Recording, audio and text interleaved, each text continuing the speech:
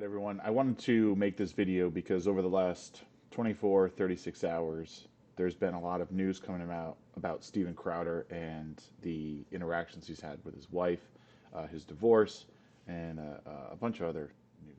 The point I want to make is that there's a lot going on with Steven Crowder and his life, and this is a perfect time to discuss why nuance is so important in the online world and in general discussion. He's had a lot of controversy recently with his issues with the Daily Wire, and now the stuff coming out about him and his wife getting a divorce. Really, the most important thing to take away from this is that we don't have all the information on it. We're getting one side of the story. We're getting not such great information regarding Steven via DMs that are released and also the video footage from the internal cameras. But there's a whole other interaction that's happening that we haven't seen, and there's an entire history between him and his wife that we are not privy to. In the online space, it's never about if you're right or not with something. You just need to be the first person to be reporting on it. We need to move away from that and get back to some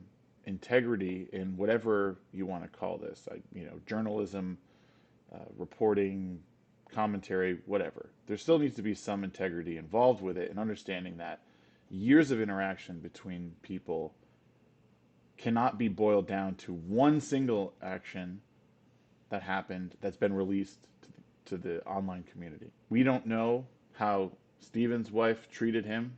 We've seen one interaction with him treating his wife not so well. Take that however you want. What I saw in the video did not look good for Steven Crowder by any means.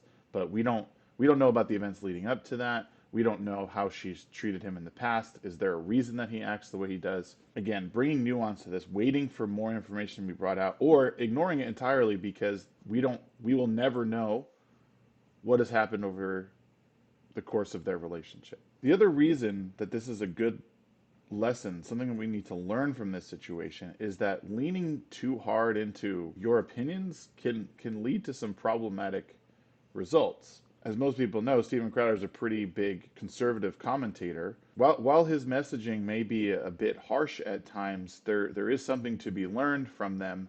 But again, when you lean too hard on the words that people use, it can create some problematic scenarios. He's obviously not a saint. He's a regular person like all of us who loses their cool, who, gets mixed up in their feelings sometimes. But he's made a brand that has been, in a lot of ways, puritanical and not allowing for mistakes. And he's gone a bit extreme in his opinions. The opinion he had about how his divorce is, it's detrimental to his kids. I don't believe that. As much as I respect Steven's commentary and his duty to truth and looking into certain topics and using the Socratic method to work out certain differences, not everything is detrimental to kids. Is it certainly helpful to have two parents in the house? Absolutely. The nuance that needs to be brought to things, and I understand that it might not be a profitable way to go, and being somewhat of a fence sitter is not what people want, but you can still have convictions in your belief and still wait for things to sort of progress. If we want to see change in the culture over time, we have to accept that this is the way it needs to go. At the end of the day, if the information came out about me or you or your loved ones, you would want people to take their time and look at all of the facts. Why is it that when we apply these rules to the other side of things that we're not involved in, we don't require that? I want to believe the best in people. At some point or another, when you get to be as famous as someone like Steven Crowder, you reach what I like to call a sort of critical mass, where everything that you've ever said beforehand is like you either live by that or you die by that. And right now, everything that he has sort of told us that we need to live by is sort of getting thrown out the window. And now I'm not saying his channel will die, but his messaging is not. It's a tough road back. Now, I don't know Steven Crowder personally. I don't know his interactions with his wife. The point is this needs to be a learning experience for people who are passing judgment without any information.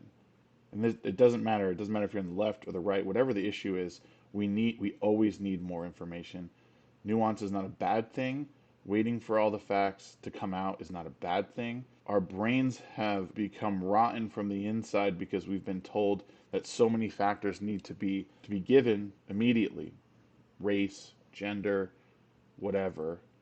Those are the important details that we need before we understand what actually happened and motivations behind the things that happened. This is an interaction between two people who have been married for years.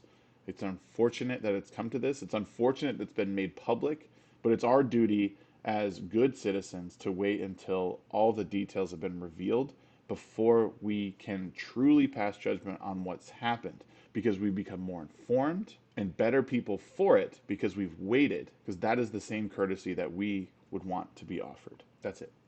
That's what I wanted to get out there, because I think it's important that we do that and be a part of the actual change that needs to happen. And it starts with people who are covering this day in and day out. I know it's important to get out there that you're the first person to leak the information, and you want to start a narrative. It's not helpful. If you're going to report anything, report what happened on a video, and that's it. You don't need to get into what you think, who is wrong.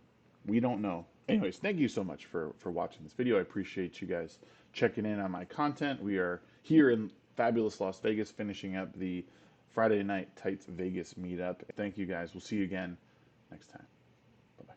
Bye-bye.